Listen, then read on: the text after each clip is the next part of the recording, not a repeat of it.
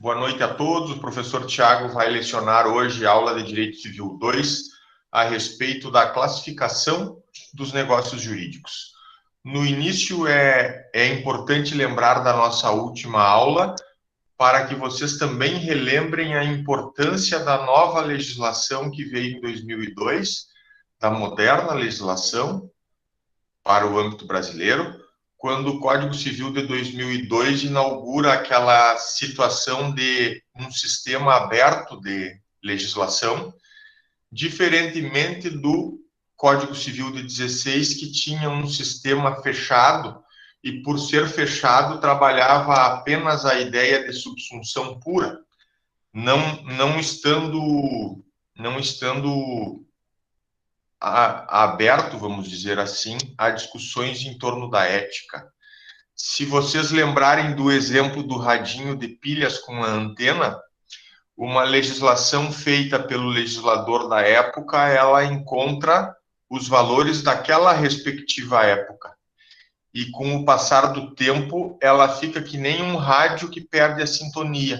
Assim é a lei muito antiga pelo sistema puro de subsunção. A lei muito antiga, ela é feita com os valores de antigamente e ela, por isso, se desatualiza. Então, o poder legislativo precisava constantemente atualizar essa legislação com valores mais modernos e com ideais mais modernos.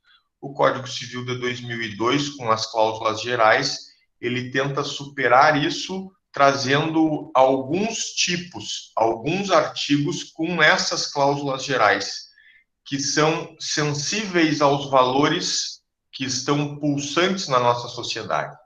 E assim, eles, legisladores, transferem maior poder de decisão para o juiz, transferem maior poder de interpretação e de criação.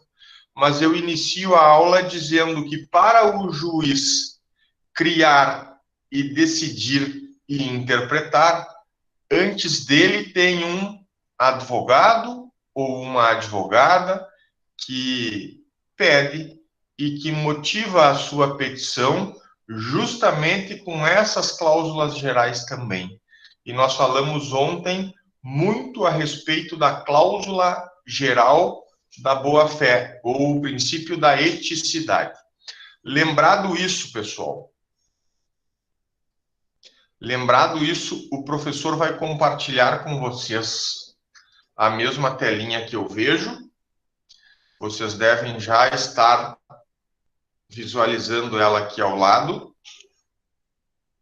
Sim, já estão.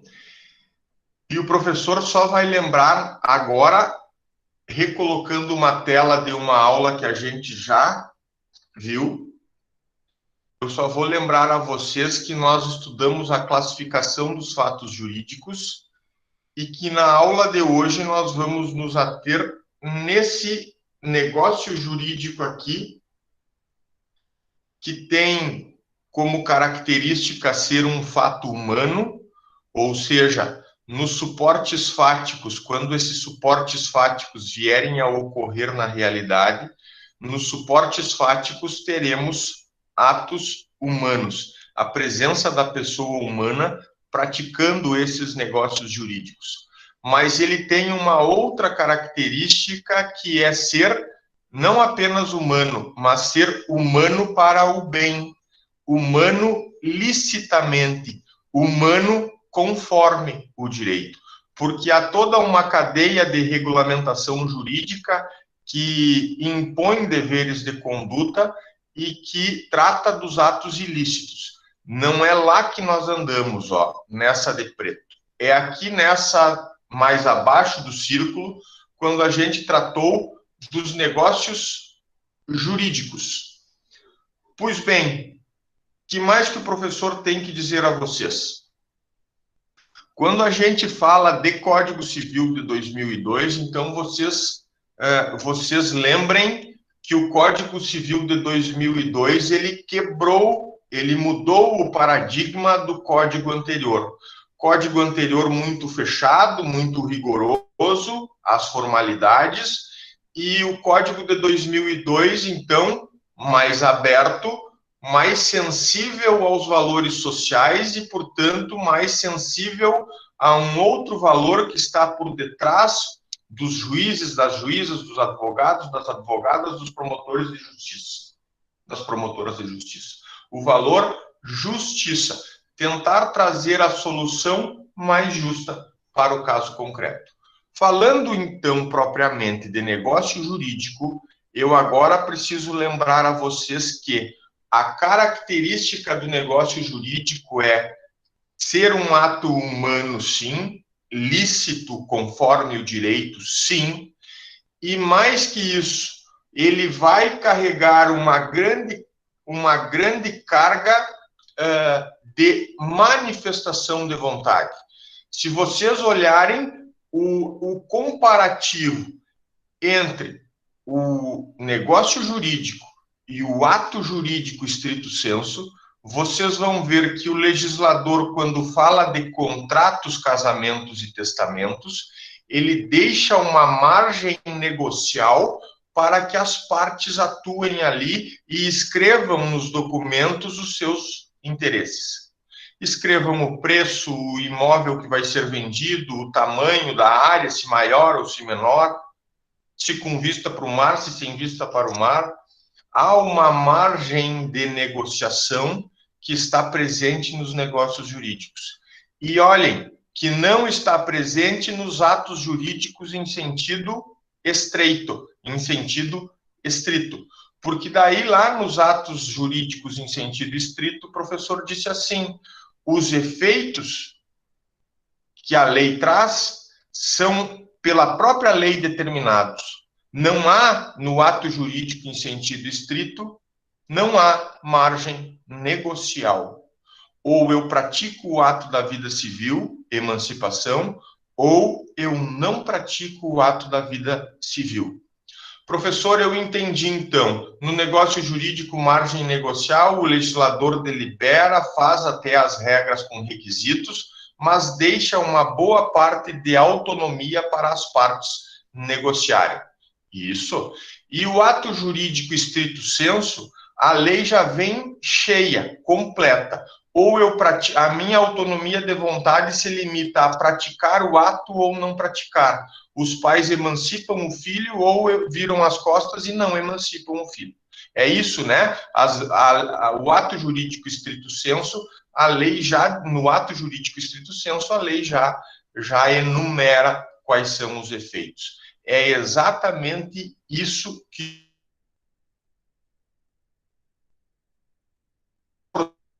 o que os trata como atos jurídicos lato sensu, presença humana, licitude na ação, o que os aproxima? O que os aproxima, pessoal, pode ser visto em dois mapas mentais. Vocês podem escolher, os dois vão fazer o mesmo raciocínio. Pode ser aquele mapa mental que nós vimos na estrutura do fato jurídico, onde eu coloquei lá que existem elementos nucleares, elementos complementares e elementos integrativos. E eu mal comparava com uma peneira, que a primeira peneira ela é grande, ela deixa passar muita coisa, deixa passar o sal fino e o sal grosso, mas ela vai reter as pedras grandes no caminho. A segunda peneira, eu dizia lá, ela vai ser mais restrita, ela vai permitir passar apenas o sal fino. O sal grosso já não passa mais. E aí a terceira peneira nem se fala, já vai passar só o salzinho refinado. Essa ideia lá da estrutura dos fatos jurídicos, ela também é vista por Pontes de Miranda naquilo que ele chamou de escada pontiana. Ou seja, ele expressou com 3 degraus a ideia de construção de um fato jurídico que cumpra rigorosamente com o que a lei exige. Então, falando naquilo que se aproxima ao negócio jurídico do ato jurídico estrito sensu, é que nos dois nós aplicamos esse filtro. Ah, é, professor? No negócio e no ato jurídico estrito nós aplicamos? No contrato, casamento e testamento e também lá na emancipação? Sim, vejam a lógica. O negócio jurídico, ele passa por plano da existência, da validade e da eficácia. e o ato jurídico estrito sensu, da mesma forma, passa pela existência, pela validade e pela eficácia. Os filtros, eles vão ser os mesmos para os dois tipos de regra, para os dois tipos de suporte fático. A filtragem que a gente fez lá na estrutura do fato jurídico e a filtragem que nós vamos estudar em aula futura a respeito da escada pontiana, elas vão para o caminho no sentido de que negócios jurídicos e atos jurídicos estrito sensu, sim, têm elementos de existência, de validade e de eficácia. Ou seja, nos dois, o agente precisa ser o agente capaz ou estar representado ou assistido. O objeto precisa ser lícito e possível. A forma prescrita ou não vedada pela lei. E a vontade, sempre a vontade mais livre possível. Tá bem? Isso que o professor, então, está a enfatizar são diferenças entre o negócio jurídico e o ato jurídico estrito sensu. Voltando propriamente ao negócio jurídico, manifestação do legislador criando um suporte fático onde ele deixa margem negocial para as partes. Ele não traz todos os efeitos, ele traz vários requisitos, mas deixa margem negocial para que as partes criem o poder criativo das partes. E então a gente diz que os efeitos são ex voluntate. Ex voluntate é correspondentes à vontade. Então, os efeitos são os correspondentes à vontade humana. A vontade humana no negócio jurídico, ela é criativa, ela tem liberdade criativa.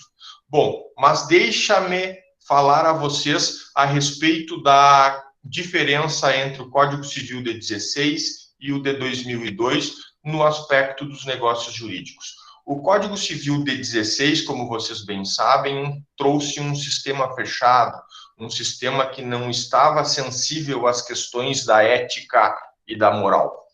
Ele queria saber de regras e se as regras estivessem cumpridas, pouco importava a uma das partes estar de má intenção ou ganhando um proveito excessivo em cima da outra. A ideia se perpassa também para os negócios jurídicos, porque o Código Civil de 16, o revogado Código Civil, ele tinha absoluta e ilimitada compreensão, absoluta e ilimitada compreensão de que o contrato fazia lei entre as partes e que, portanto, o contrato assinado deveria ser cumprido. Ou se possibilitava algumas formas de nulidade por vício de forma, de formalidades, ou, se o contrato estivesse plenamente válido, que as partes fossem cumprir o contrato. Com um rigorosismo, com um rigor que era próprio da sua legislação, aplicando em sistema fechado a lei por subsunção. Tinha o fato, era um contrato de compra e venda, incidiam regras de contrato de compra e venda, estava tudo ok, cumpram o contrato, senhoras partes. Havia ali um sistema absoluto em torno do cumprimento do contrato a qualquer preço. E isso trazia para as partes contratantes um dissabor ou um sabor para alguns, no sentido de que uma das partes poderia fazer o negócio da China, aquele negócio tão bom que significava a alegria de uma das partes. Vender uma ovelha de R$100 por R$500. Então, vejam a diferença, e ele ia para casa feliz da vida porque conseguiu convencer o outro negociante a assinar o contrato e comprar a dita ovelha pelo preço que ele quis. Diz ele, fiz um negócio da China, porque era um negócio muito proveitoso. De outro lado, a outra parte experimentava o dissabor de ter assinado o contrato, chegando em casa, de cabeça mais fria, pensar, olha, eu comprei uma ovelha de R$100 por 500, me ferrei nessa. Será que eu tenho alguma coisa para fazer? E a resposta era sempre negativa. Contrato formalmente correto e assinado, partes cumpram o contrato. não havia discussão em torno da ética, não havia tentativa de coibir grandes abusos de uma parte sobre a outra. Havia, sim, a ideia de que contrato assinado deveria ser cumprido. Com o Código Civil de 2002, houve uma retirada dessa cláusula do pacta sunt servanda de dentro do Código? E a resposta é negativa. Eu disse para vocês que o Código Civil de 2002, ele continua trazendo uma série de regras que se aplicam por subsunção. Aplica a regra ou não aplica. Tem o fato social, ou a regra se aplica ou não se aplica. Ela continua com a mesma sistemática. Mas por que o sistema do Código Civil é aberto? Porque ele trouxe as cláusulas gerais e assim permite que as partes discutam desequilíbrios exagerados nos contratos e que discutam em torno disso questões de ética e de moral, questões de boa-fé objetiva, a conduta que eu esperava do outro negociante e a conduta que ele praticou contrária a isso, me causando um grande dissabor. Então, o Código Civil de 2002, no âmbito do pacta sunt servanda, o contrato faz lei entre as partes e, portanto, deve ser cumprido, ele traz uma flexibilização. Ele não tem o absolutismo que o Código de 16 tinha. Ele não tem a compreensão rígida do Código anterior. Dito isso, o que a doutrina vem a enfatizar e que está aqui em negrito? Vamos chamar de, não mais de autonomia da vontade, mas vamos chamar de autonomia privada. Por que, professor, uma autonomia privada e não mais uma autonomia da vontade? Porque, por terminologia, a doutrina prefere diferenciar aquele rigor na autonomia da vontade do Código de 16 dessa flexibilidade, dessa mitigação, dessa diminuição do valor pacta sunt servanda no Código de 2002. Não que os contratos não devam ser cumpridos, eles devem. Não que os contratos não nos tragam segurança nas relações jurídicas, porque eles trazem. É melhor ter um contrato para aprovar o negócio do que ter uma alegação de que negociou verbalmente. Os contratos, sim, eles fazem lei entre as partes e eles devem ser cumpridos. Mas a autonomia foi mitigada. Essa autonomia que as pessoas tinham com maior ênfase no Código de 16, elas têm uma redução com o Código de 2002, na medida em que o Código de 2002 sempre vai esperar uma conduta honesta do outro negociante. E toda vez que identificada a postura desonesta, identificada a postura malandra, maliciosa, o prejudicado sempre vai ter uma fonte, sempre vai ter uma forma de agir, inclusive provocando o Poder Judiciário para isso. Pode ser tentando anular o contrato, pode ser até tentando cobrar uma indenização, mas o prejudicado, sim, vai ter caminho para discutir questões éticas, de moral, de bons costumes e de postura de boa-fé. Tá bem? Vamos, então, por denominação, tratar como autonomia privada. Lembrando que aquela autonomia de vontade do Código de 16 era absoluta, mas que hoje, pelo Código de 2002, ela vem flexibilizada. Ela é, sim, flexibilizada. Qual é o maior exemplo de negócio jurídico? O contrato. Mas levem que também é exemplo de negócio jurídico, o casamento e o testamento. Aqui eu acho que eu tenho uma página, pessoal, onde eu selecionei o capítulo dos contratos. Olhem, que o Código Civil gasta um título inteiro para falar dos contratos em geral. Fala de compra e venda, fala de doação, em lei especial, fala de locação. Aqui ele também fala de empréstimos por comodato ou por mútuo. Enfim, vocês no Direito Civil 4 vão ter com a professora a tratativa que o Código Civil dá a respeito dos contratos. Os contratos, eles são o maior exemplo de negócio jurídico. E vocês visualizam isso pensando que os contratos, sim, têm cláusulas escritas pelas próprias partes. E, quando necessária a escritura pública, as cláusulas são escritas pelo tabelião de notas. Mas vejam, há sim margem negocial. E isso que caracteriza um negócio jurídico. Agora vocês podem estar me perguntando, professor, o legislador precisava fazer leis em torno dos contratos? E a resposta é negativa. Ele poderia pensar assim: não vou me meter em questões privadas, não vou me meter em questões que dizem respeito à vida privada das pessoas. Então, vou deixar valer aquela cláusula que está na nossa Constituição, que diz assim: ninguém é obrigado a fazer ou deixar de fazer alguma coisa, senão em virtude de lei. Aí nós teríamos liberdade, poderíamos negociar verbalmente, tacitamente, a liberdade para as partes seria ampla, sem requisitos de forma, sem juiz de paz para o casamento, sem grandes formalidades para o testamento, enfim, uma liberdade plena ao Estado entender que não iria interferir nas questões privadas. Mas isso ocorreu? Óbvio que não. Óbvio que o Estado que legisla quis também legislar e meter o dedinho na vida privada das pessoas. Professor, mas por que o senhor está falando isso?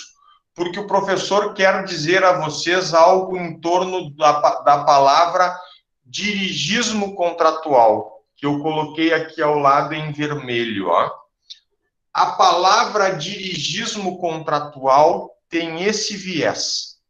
Se vocês forem escrever sobre dirigismo contratual, escrevam sobre o Estado legislador, o Estado que legisla e faz leis para interferir, para colocar o dedo na vida privada das pessoas.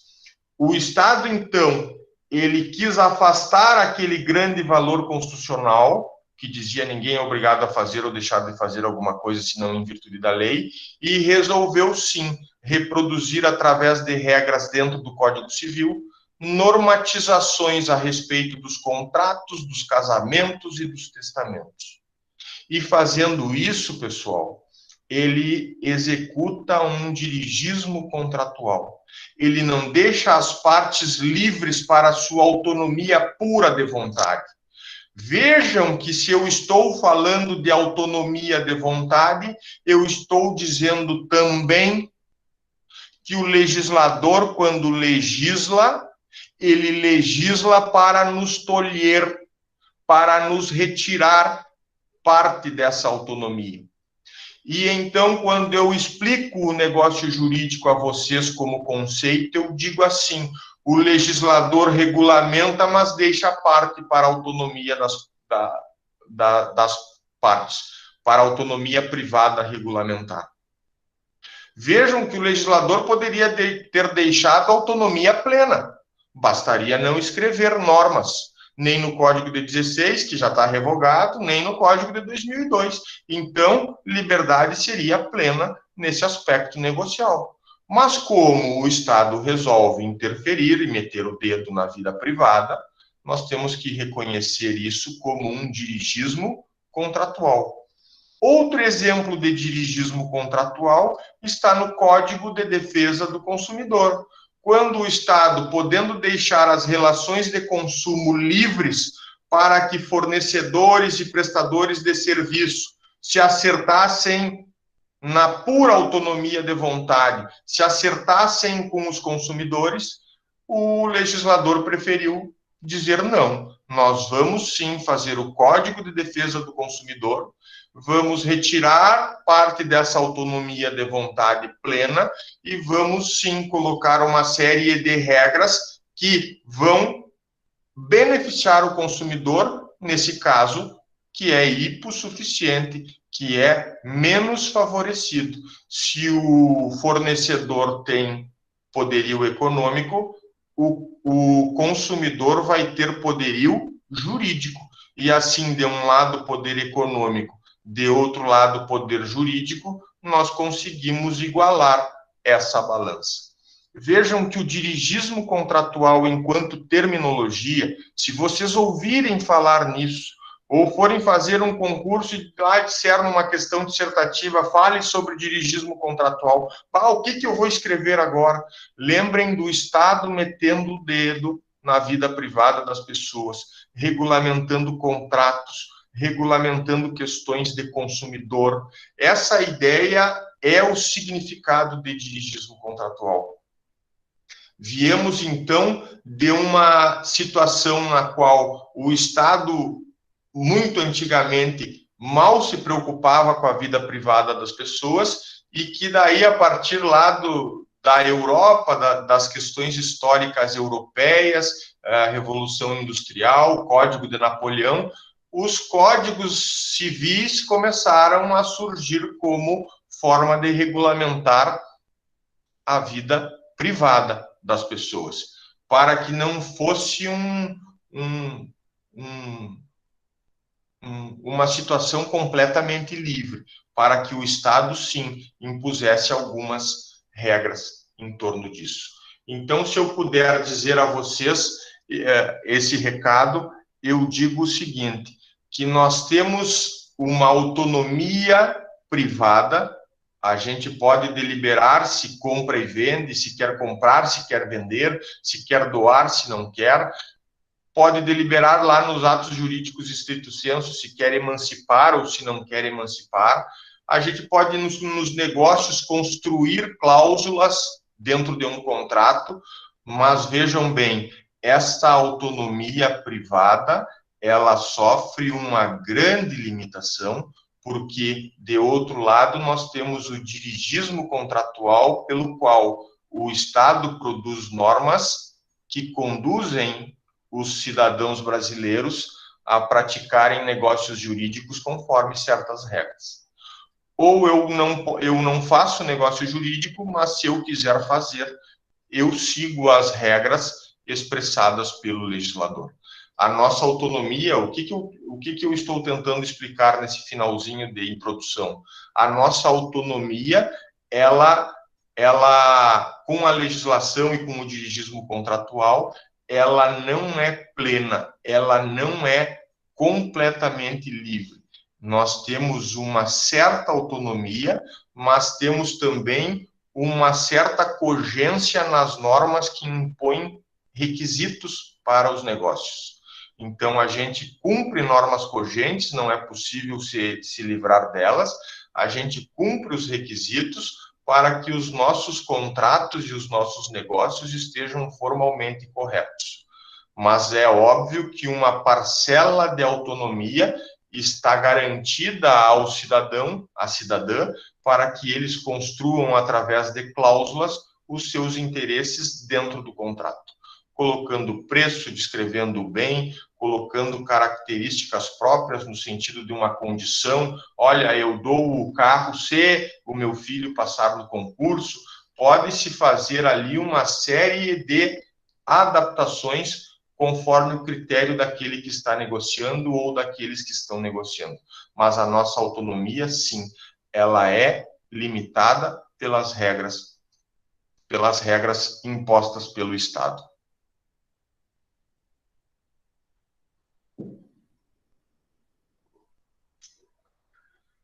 O que mais que eu vou ver com vocês aqui? O principal exemplo é o contrato, mas também é exemplo o casamento e o testamento. E o professor rapidamente vai falar com vocês aqui ao lado da classificação dos negócios jurídicos. Quando vocês chegarem no Civil 4, a professora vai falar sobre a classificação dos contratos. e vocês vão perceber que o que nós classificamos aqui como negócios jurídicos, a professora vai lá nos contratos classificar como contratos. Aqui eu trato como classificação dos negócios jurídicos, lá ela vai tratar como classificação dos contratos. Por que isso? Porque o principal e mais importante exemplo de negócio jurídico é o contrato.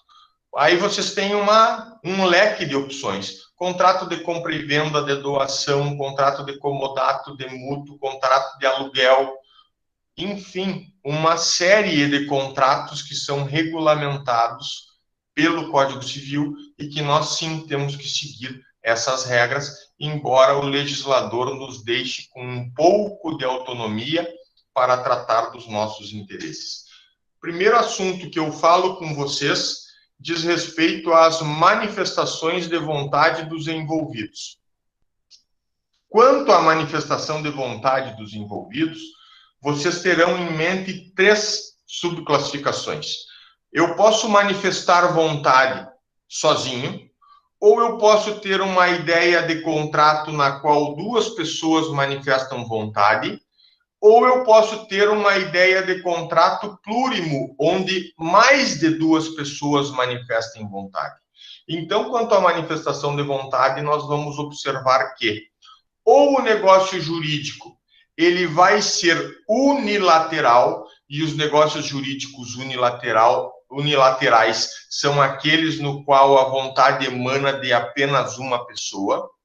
E eu cito como exemplo o testamento, a renúncia de crédito e a promessa de recompensa, mas eu digo mais, que nessas manifestações unilaterais de apenas uma pessoa no negócio, nessas manifestações nós ainda temos uma subdivisão para fazer, porque essas manifestações unilaterais poderão ser em negócios receptícios ou em negócios não receptícios.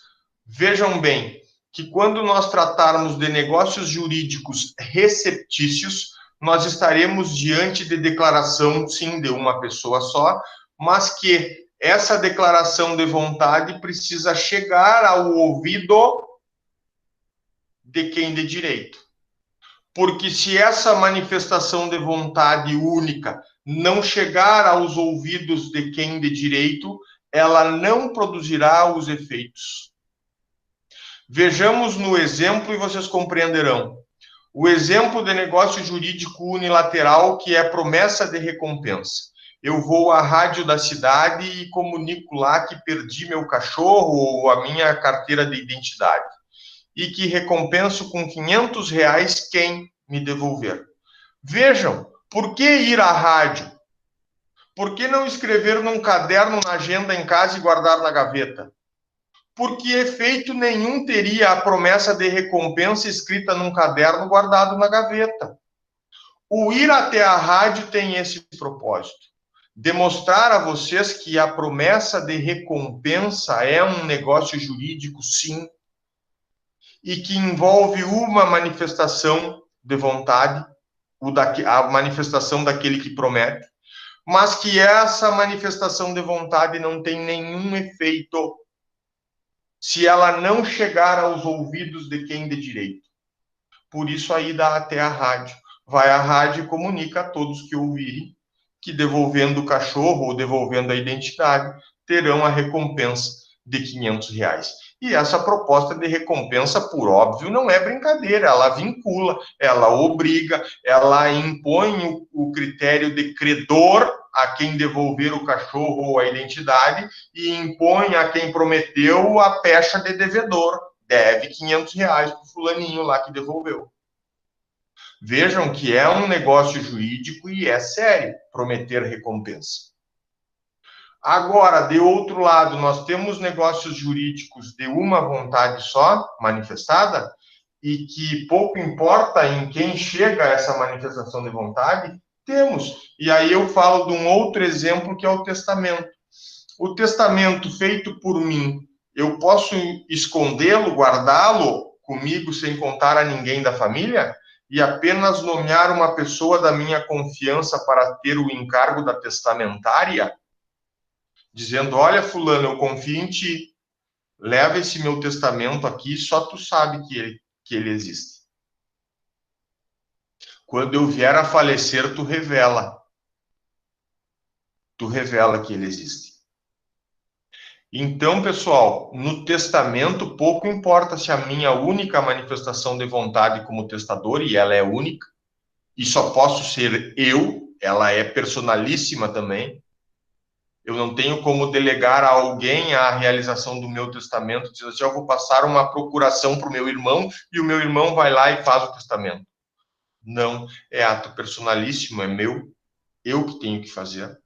Mas o testamento serve de exemplo de um negócio jurídico unilateral não receptício. Não precisamos que a manifestação de vontade do testador chegue até alguém. Precisamos esperar a sua morte. E com a sua morte, aquele que tem o encargo da testamentária revela o testamento. Tá bem? Depois, nós temos negócios jurídicos bilaterais, e aí a compreensão fica mais fácil. Nós temos de um lado o comprador e de outro lado o vendedor. Exemplo, o contrato de compra e venda. Nós temos de um lado o vendedor e o comprador, de outro? Sim, temos. Então, temos numa negociação duas vontades manifestadas. A de quem vende, querendo vender e fixando o preço, e a de quem compra, querendo comprar e pagando o preço ajustado. Se eles não fecharem no preço, não sai negócio, né, pessoal? Fechando o preço, sai negócio e temos duas vontades manifestadas. Então, os negócios jurídicos, eles podem ser bilaterais, com duas manifestações de vontade. E, por fim, temos o exemplo do contrato de consórcio, onde um grupo de consórcio conta com 100, 120 integrantes. Vejam, todos unidos com a mesma finalidade, todo mundo pagando as suas cotas mensais no consórcio, para que todo mês um seja contemplado por sorteio e um seja contemplado por melhor lance. Outro exemplo de negócio jurídico plurilateral, onde a vontade é de mais de duas pessoas, pode ser a realização ou a formação de uma pessoa jurídica de direito privado. Quando a gente se reúne para criar uma associação, ou quando a gente se reúne para criar uma sociedade empresária, nós aqui na sala de aula podemos estar fazendo um negócio jurídico plurilateral, com mais de 20 pessoas, vamos pensar assim, mais de 20 pessoas reunidas para praticar esse negócio jurídico. A formação, então, da pessoa jurídica se dá com a inscrição do seu ato constitutivo no Registro Civil das Pessoas Jurídicas ou na Junta Comercial. A nossa Associação de Formandos vai para o Registro Civil das Pessoas Jurídicas, a nossa sociedade empresária, que atua com empresarialidade, vai para a Junta Comercial. O fato é que, ao criarmos essa pessoa jurídica, todos nós como sócios ou associados, nós estamos ali fazendo um negócio jurídico plurilateral. Há manifestação de vontade de mais de dois negociantes. Há uma plurima, uma variada manifestação de vontade de todos os sócios ou associados que querem participar desse negócio.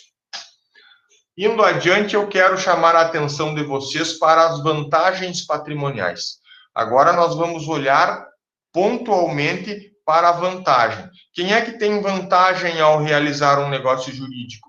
Quem é que tem uma desvantagem ou um sacrifício patrimonial ao realizar um negócio jurídico? É disso que nós vamos falar. Então, aqui, os doutrinadores, eles costumam classificar os negócios jurídicos ou em gratuitos ou em onerosos, principalmente esses dois. Mas nós também vamos ver que os negócios jurídicos podem ser neutros ou eles podem ser bifrontes, mais de uma possibilidade, bifrentes, mais de uma possibilidade. Vamos então analisar os gratuitos. São negócios jurídicos gratuitos aqueles atos de liberalidade que outorgam vantagem sem impor ao beneficiado a obrigação de contraprestação. Não, portanto, não envolvem sacrifício patrimonial para todas as partes. Ou seja, estamos diante daquilo que é o contrato de doação. Quando alguém doa, tem sacrifício patrimonial, porque perde o bem doado, entrega em doação. De outro lado, nós vamos ver a parte do beneficiário, o donatário, que tem apenas a possibilidade de recusar a doação ou aceitá-la, porque o código vai exigir que a doação deve ser aceita pelo donatário. Então, não há sacrifício patrimonial para o beneficiário donatário que recebeu o bem. Ele simplesmente enriquece o patrimônio dele, enquanto que o doador empobrece o patrimônio. Tá bem? Isso é o exemplo de negócio jurídico gratuito. Já os negócios jurídicos onerosos, eles vão impor às duas partes negociantes tanto acréscimos patrimoniais quanto sacrifícios patrimoniais. Então, nos negócios onerosos, nós vamos ver verdadeiras trocas patrimoniais.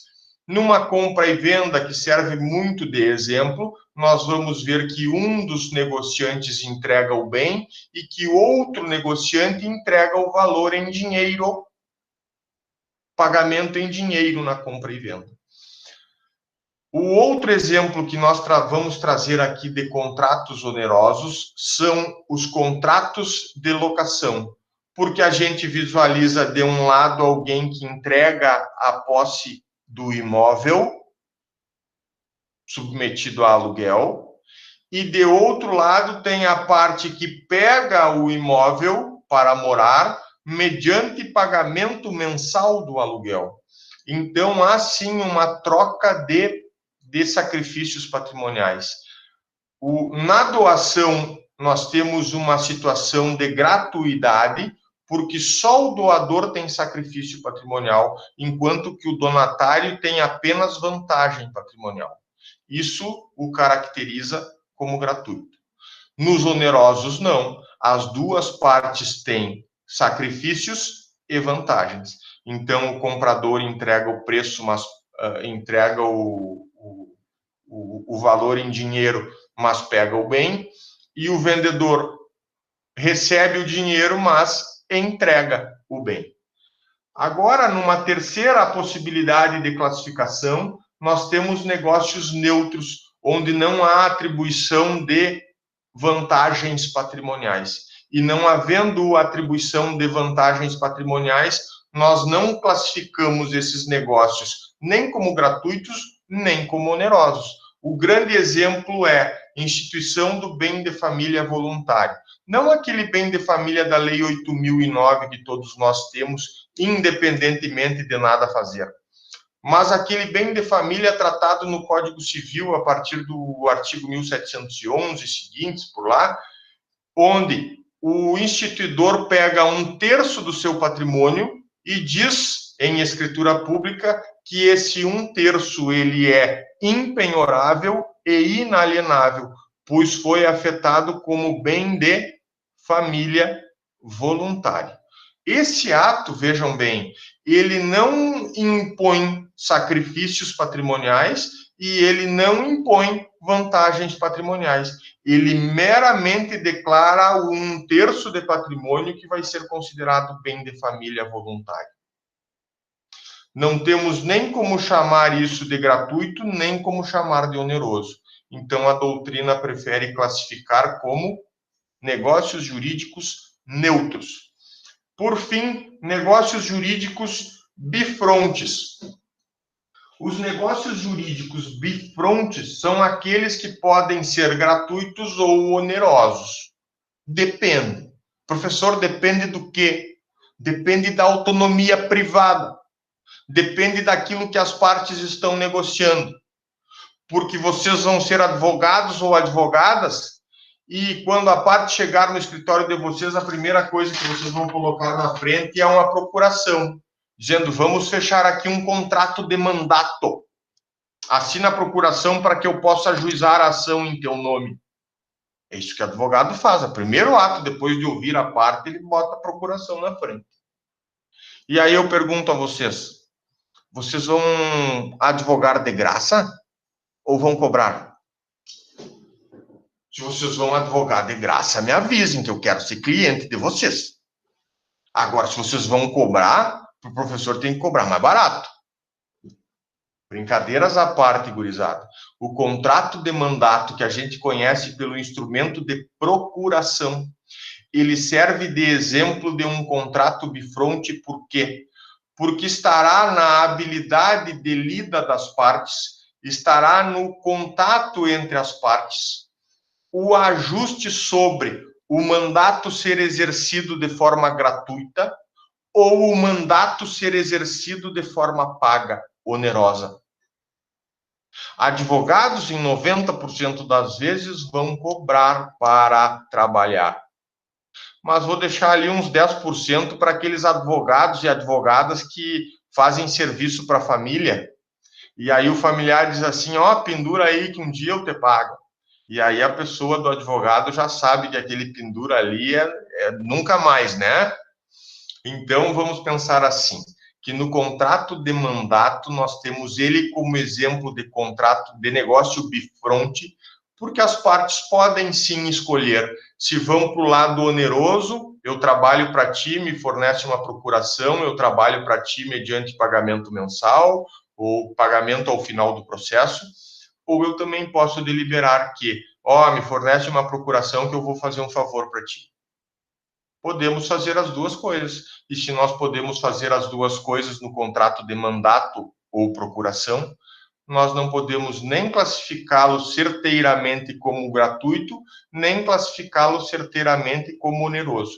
Ele pode ser as duas coisas conforme as partes quiserem que ele seja, conforme o desejo de autonomia privada das partes.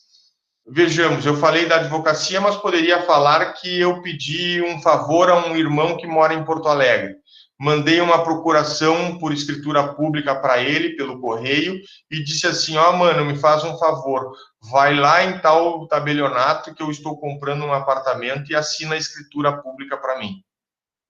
E então ele vai dizer, ah, claro, aquela vez lá tu também fizeste um favor para mim por procuração, agora eu vou retribuir o favor.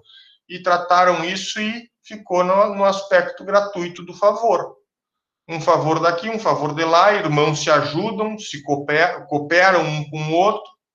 Então, uma hora um vai por procuração, outra hora o outro representa por procuração, e as pessoas se ajudam. É o contrato de mandato de forma gratuita. Mas eu também posso falar dos advogados, que vão fazer contratos de mandato durante toda a sua vida profissional, vão pegar as procurações assinadas e vão, sim, exigir o pagamento de honorários para trabalharem, porque ninguém trabalha de graça, porque o pão e o leite não são de graça. Então, a gente trabalha na advocacia cobrando. E o advogado, a primeira coisa que tem que ter em mente é que ele precisa saber cobrar honorários. Porque senão cada um que chega pedindo favor, o advogado, quando vê, está trabalhando de graça, fazendo um monte de serviço e não ganhando quase nada. Tem que saber cobrar honorários. Vamos adiante? Quanto aos efeitos no tempo, o aspecto temporal, pessoal, é o passar do tempo que vai trazer efeitos para o negócio jurídico. E eu já falei com você sobre o conceito de Pontes de Miranda e nós vimos lá, o fato jurídico pode produzir efeitos imediatamente, ele pode produzir efeitos daqui a um tempo, ou ele pode nunca produzir efeitos. É nesse aspecto temporal que nós vamos classificar agora conforme a doutrina. A doutrina vai dizer que ou os negócios são intervivos, porque produzem efeitos durante a vida dos negociantes, já em vida, o contrato de compra e venda, o casamento, essas situações que, uma vez praticado o ato da vida civil, ele já está a produzir efeitos. Vamos chamar, então, esses atos que produzem efeitos em vida, durante a vida dos negociantes, vamos chamá-los de intervivos. vivos durante a vida. É inter vivos esse negócio jurídico que produz efeitos imediatos ou durante a vida do negociante. E, de outro lado, a doutrina vai dizer assim, são negócios jurídicos causa-mortes, aqueles negócios que só vão produzir efeitos no terceiro degrau da escada pontiana, lá no plano da eficácia, na terceira peneira do filtro lá da estrutura dos fatos jurídicos, requisitos integrativos, só vai produzir efeitos passando aquela peneira, superando aquele degrau, o último degrau, que fala do plano da eficácia, só vai produzir após a morte do negociante. Então, o exemplo por excelência aqui é o exemplo do testamento.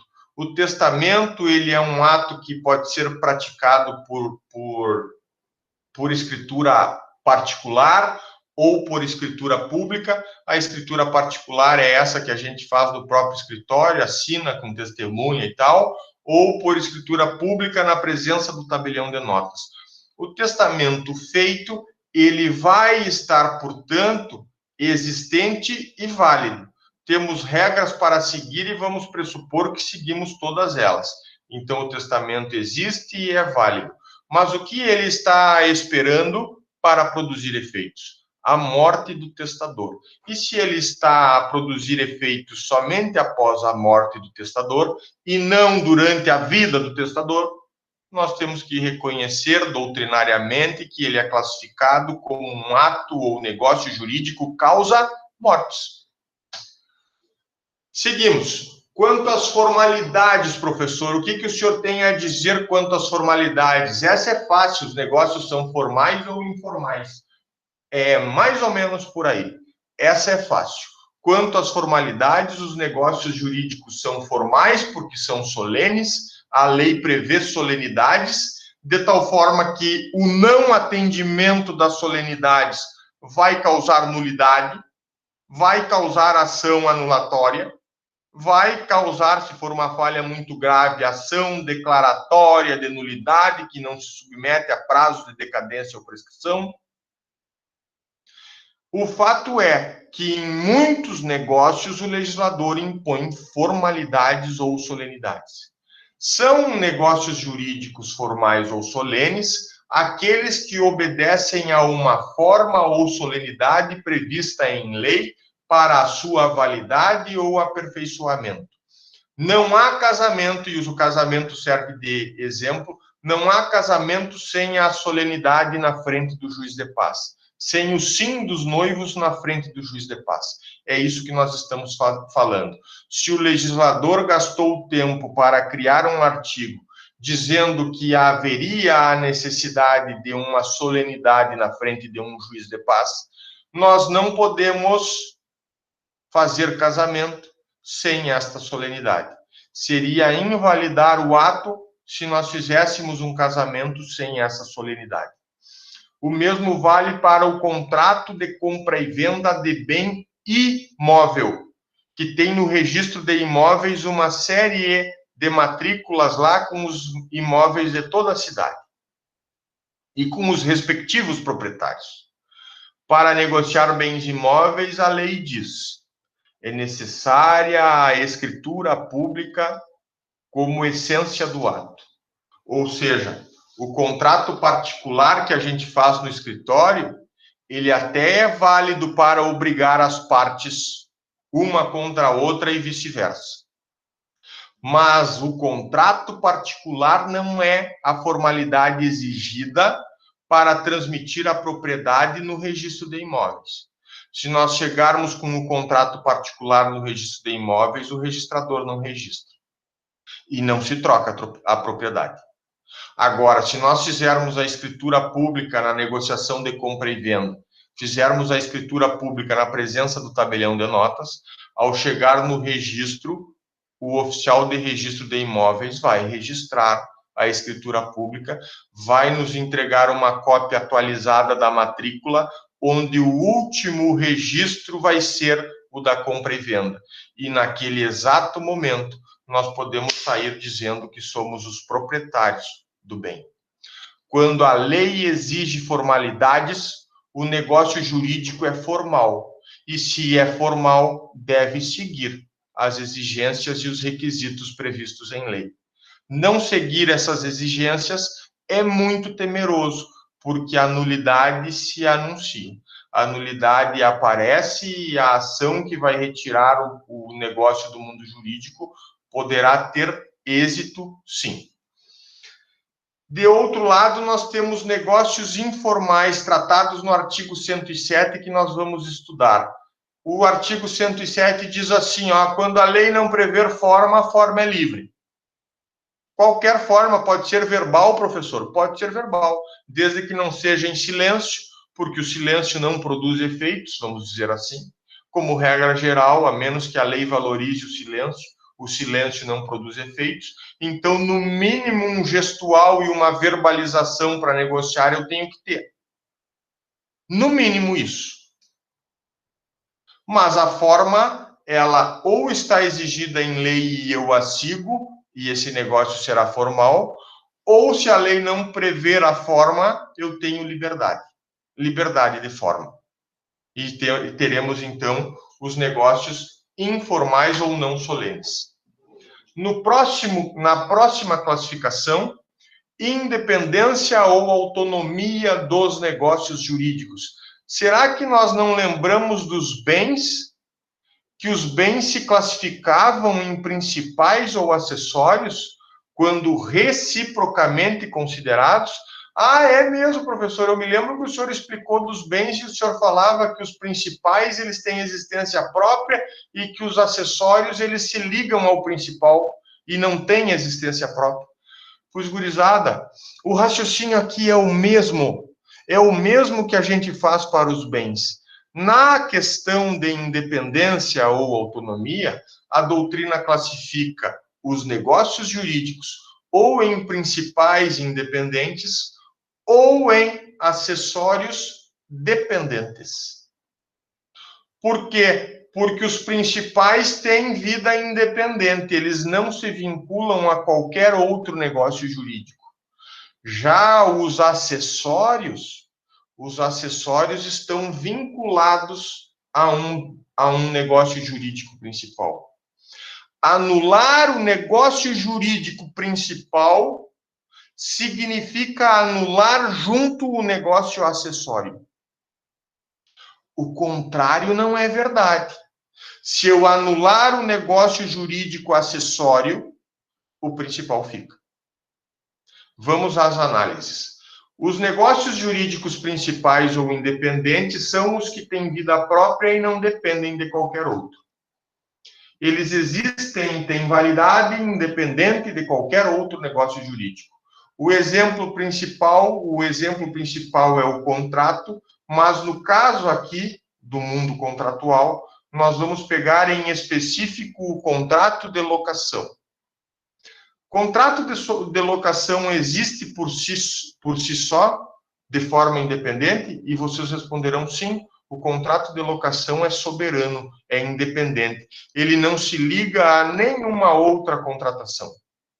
Agora vamos analisar o que é um contrato acessório, ou um negócio acessório. São acessórios ou dependentes aqueles cuja existência está subordinada à de outro negócio jurídico principal. Exemplo, contrato de fiança. O que é o contrato de fiança se não eu, devedor, pedir a um amigo, um parente ou um pai ou mãe para que ele seja o meu fiador no contrato de locação? Pai, mãe, irmão, parente, amigo, eu estou fazendo uma locação aqui e a imobiliária ou o proprietário estão me exigindo um fiador que tenha 2 imóveis. Essa contratação na qual o meu irmão ou o meu pai ou a minha mãe, que eles vão me garantir, essa minha contratação aqui, ela é uma fiança e é acessória. Vejam, portanto, que se o fiador a quem eu convidei para me prestar essa fiança, se ele imputar alguma questão de nulidade na fiança, dizendo, olha, eu fui coagido a prestar essa fiança, o meu irmão me colocou um revólver na testa para eu assinar a fiança, senão eu não teria assinado. O Poder Judiciário vai anular a fiança. Mas e a locação? A locação permanece como negócio principal que é, ela permanece tendo existência e validade, produzindo os seus efeitos, entretanto sendo arrancado dela a cláusula da fiança. O principal negócio jurídico é a locação. Tem vida própria e permanece mesmo com a nulidade da fiança.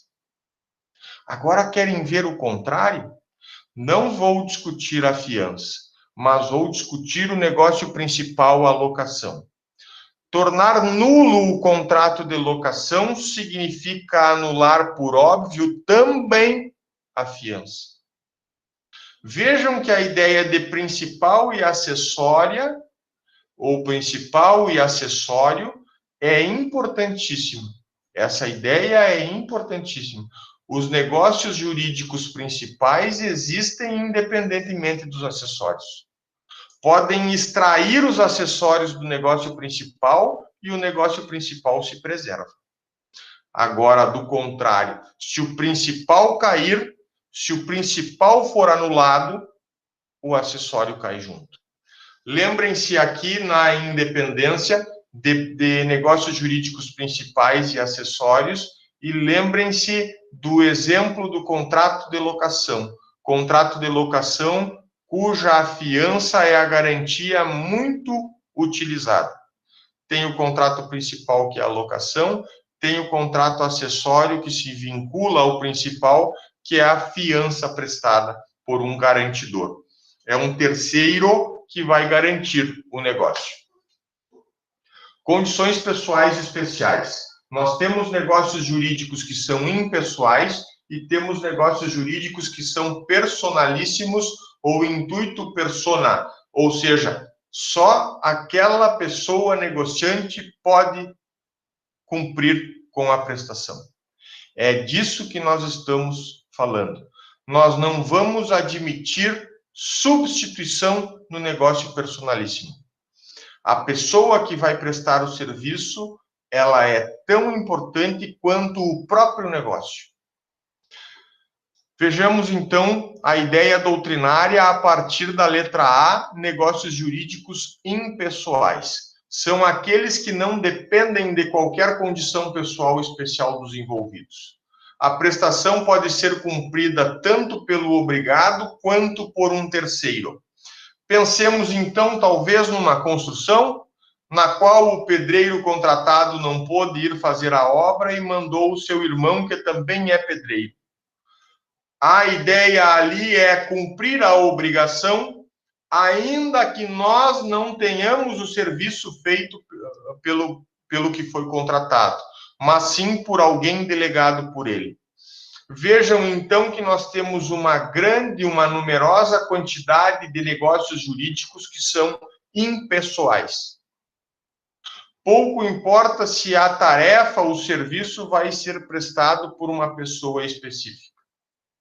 Agora, de outro lado, nós teremos, sim, negócios personalíssimos, que quando a gente contrata uma determinada pessoa para fazer pelo seu excelente serviço, é ela que nós queremos que trabalhe. Então, pensamos na nossa formatura e no baile da formatura. Vocês vão querer um cantor famoso ou uma cantora famosa.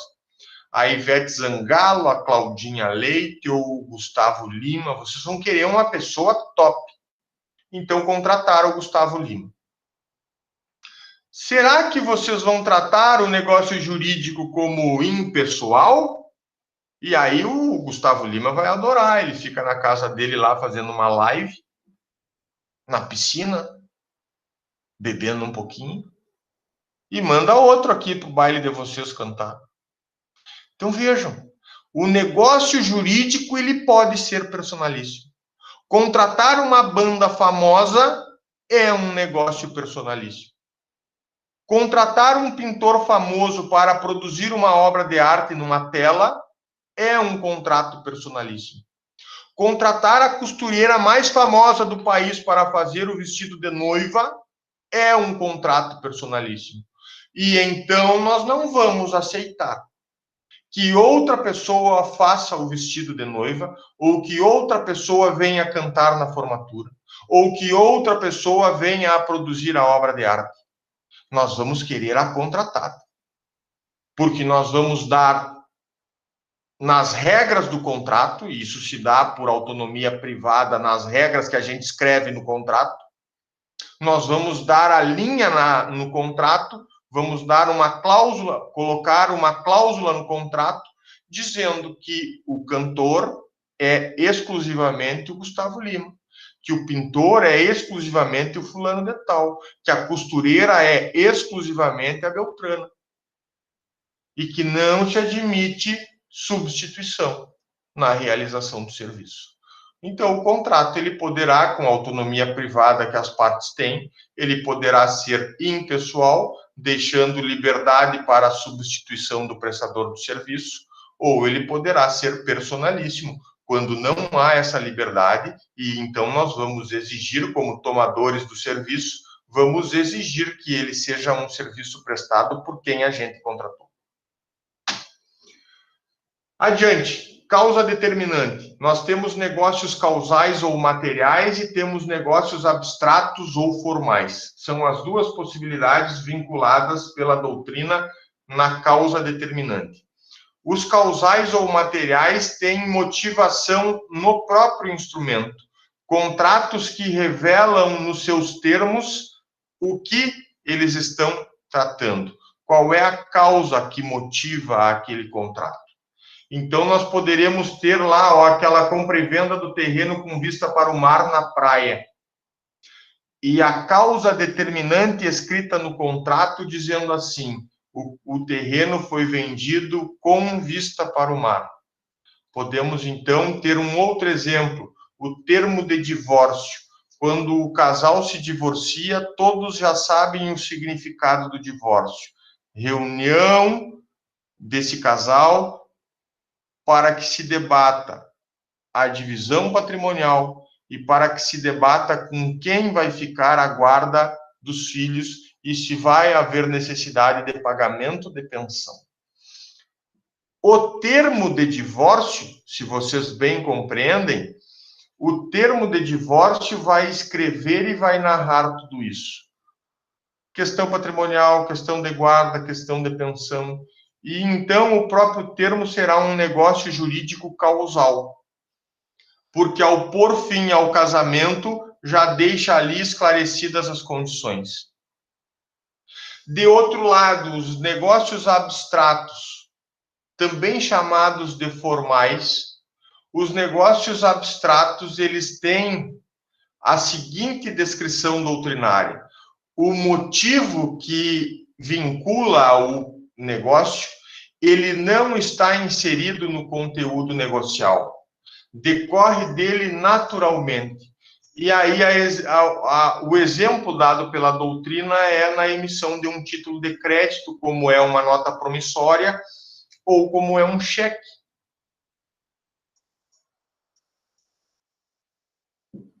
E aí vocês podem analisar que se de um lado nós temos termo de divórcio escrevendo todas as condições do negócio da separação de bens, do divórcio do casal, da guarda, da pensão. No outro, a emissão de um cheque, nós olhamos o cheque e só enxergamos a escrita do valor em numeral e por extenso, e enxergamos a data e a assinatura do emissor do cheque. E aí vocês olham e pensam assim, mas para que esse cheque foi emitido? Pouco importa. Cheque é cheque. Vai chegar no banco e vai trocar pelo valor emitido. Vejam que, quanto à causa determinante, a doutrina pensa. O cheque não tem exposição de motivos, enquanto que um outro contrato, sim, pode expor os motivos. Um termo de divórcio, sim, expõe os motivos. O cheque, não. O cheque, uma nota promissória, se porta, quem porta o cheque é credor, quem porta a nota promissória é o credor, e o pagamento sequer precisa de emissão de recibo, basta que o devedor chegue ao credor, entregue o numerário que corresponde ao valor preenchido no cheque ou na nota promissória. No cheque, quem faz isso é o caixa do banco. Importa que se pague o valor emitido no título de crédito, e então o devedor pega o título. Não precisa nem de recibo. Ou vocês já viram alguém trocar o cheque no caixa do banco e o banco deixar a gente sair com o cheque de volta? Não. O recibo de quitação é a própria entrega do título. Se eu recebi um numerário, o meu devedor fica com o título. No cheque, o banco, o caixa do banco fica com o título, porque é o caixa do banco que recebe a ordem de pagamento. E na nota promissória, o próprio credor e devedor negociam. Eu chego como devedor da nota promissória no meu credor, entrego os R$1.000 e digo a ele, me devolve a nota promissória. O que eu vou fazer com a nota promissória? Por óbvio, vou rasgar, destruir, para que ela não surta efeitos na mão de um outro suposto credor. Então, ali nos títulos de crédito em geral, nós não temos motivos no próprio título. Já nos contratos, no mundo contratual, a regra geral é que nós tenhamos ali nos próprios termos do contrato a motivação pela qual ele foi feito. Contrato foi feito. Momento de aperfeiçoamento, consensuais e reais. Qual é o momento em que nós vamos reconhecer a compra e venda como aperfeiçoada? No momento, eles vão gerar efeitos no momento em que há acordo de vontade entre as partes. Vejam que as negociações prévias, elas podem durar meses, um ano, até que as partes fechem um determinado contrato de compra e venda. Mas na medida em que houve o aperto de mão e houve a assinatura do contrato, nós temos a compra e venda consensualmente efetivada. Não precisaremos propriamente tratar da entrega do bem. Não é a entrega do bem que fortalece a compra e venda. A entrega do bem pode ser parte do ajuste, dizendo assim, olha, eu te vendo o apartamento na praia, mas me deixa ficar na posse dele por mais um ano. Ah, tá bem, eu te deixo ficar na posse dele por mais um ano, mas já vamos fechar o negócio. Já me passa a escritura pública e vamos colocar lá um termo é data futura, vamos colocar um termo para a entrega das chaves. Vejam que na compra e venda que ora eu estou exemplificando, apartamento na praia, cuja posse vai ser entregue daqui a um ano, nós temos ele como um negócio consensual.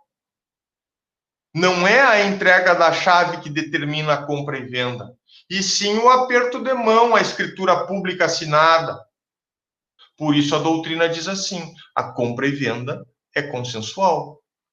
Agora, vamos ver a outra parte da classificação. A doutrina vai dizer que, de outro lado, nós temos negócios jurídicos chamados de negócios reais. Por que eles são reais, professor?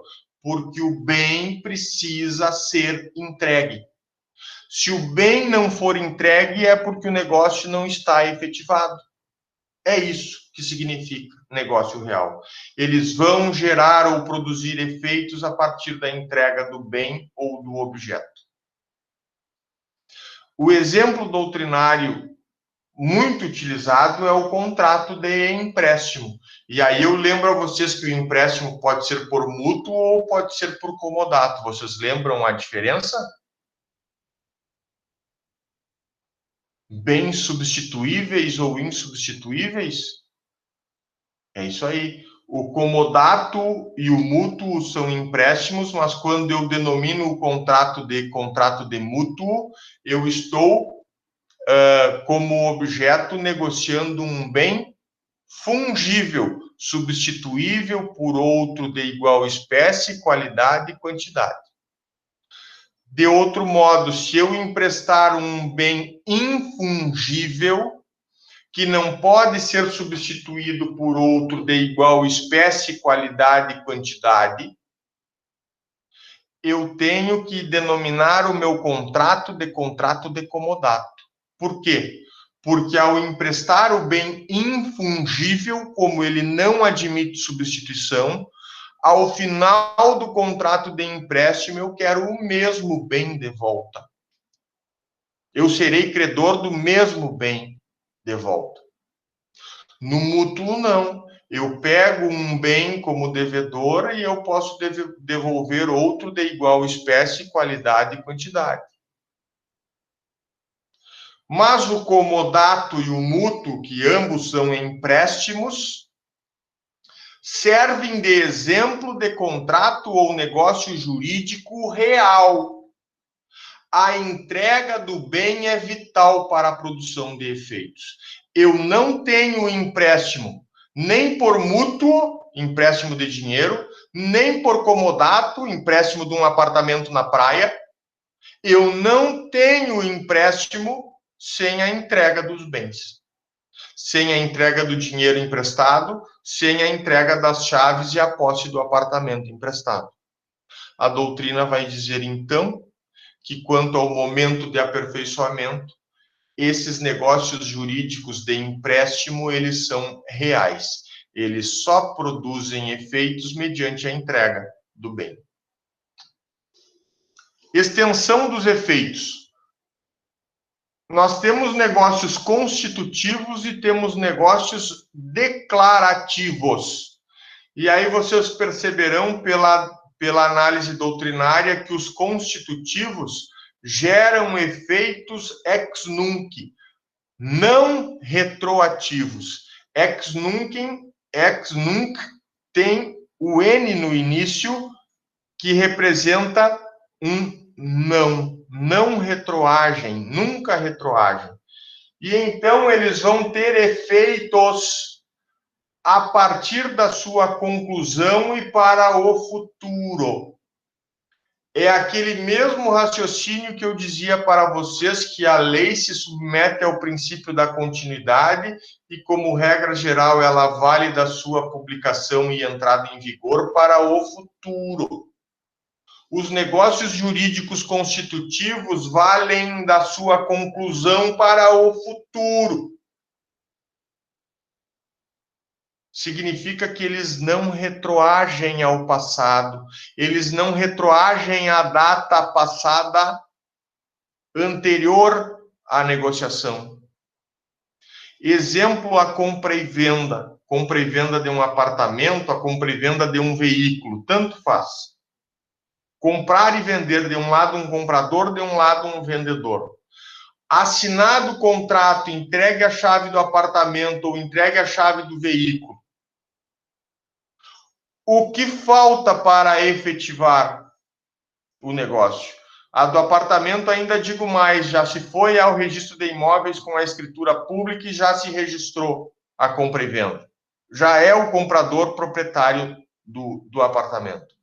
O que falta agora para pensarmos em torno de extensão dos efeitos, que dessa data, onde houve a entrega das chaves do veículo, ou onde houve o registro da compra e venda no registro de imóveis, que desta data para o futuro, nós temos efeitos. Professor, mas e no dia anterior à compra e venda? No dia anterior o carro ainda era do vendedor, no dia anterior o apartamento ainda era do vendedor. só se tornou o novo proprietário comprador no dia em que foi concluído o negócio e daquele dia será proprietário para o futuro. Não volta para trás efeitos. Nós não temos efeitos retroativos, é isso que eu quero dizer. Não voltam efeitos para o passado. Agora, no outro negócio jurídico, o declarativo, aí nós vamos ver efeito jurídico retroativo. Ex tunc, quer dizer, tenho efeitos da conclusão do negócio para o futuro, mas também tenho efeitos da conclusão do negócio para o passado. Os exemplos são mais limitados, a maioria dos negócios são constitutivos, vão gerar efeitos da conclusão para o futuro apenas, mas a partilha de bens é um exemplo usado pela doutrina. A partilha de bens, que no inventário significa a expedição dos formais de partilha, quando cada um dos herdeiros sai com o seu formal, expressando ali o quinhão pelo qual é proprietário a partir da morte do de cujos que deixou a herança, e aí vocês percebem que nessa partilha, nesse formal de partilha, nós temos efeitos retroativos. Vejam, a morte de uma pessoa faz com que ela transmita naquele mesmo momento o seu patrimônio para os herdeiros. Certo? Certo, professor? Termina a personalidade da pessoa com a morte, o cadáver é uma coisa, e então tudo que ela tinha passa para os herdeiros no exato momento da morte. Mas entre a morte e a efetiva conclusão do inventário, temos um tempo. Porque o inventário serve para formalizar a transmissão da propriedade, daquilo que era do morto, para passar a ser de propriedade dos herdeiros. Então, vejamos, quando lá no inventário se conclui o inventário pelo formal de partilha, esse formal de partilha tem efeitos ex tunc. Daquela data para o futuro, sim, mas daquela data para o passado até a data da morte. Para que nós venhamos a compreender o quê? Que enquanto a pessoa estava viva, ela era proprietária. Quando ela morreu, naquele mesmo dia, a propriedade se consolida na pessoa do herdeiro que recebeu o patrimônio. Então, o formal de partilha, ou a partilha no inventário, é exemplo doutrinário para dizer que é a partilha um negócio jurídico declarativo, cujos efeitos são do momento da conclusão para o futuro, mas também do momento da conclusão para o passado. Eles retroagem, portanto. Com isso, o professor encerra a nossa aula de hoje. Vou parar de transmitir aqui a apresentação. Vou cessar a gravação da reunião e fico à disposição.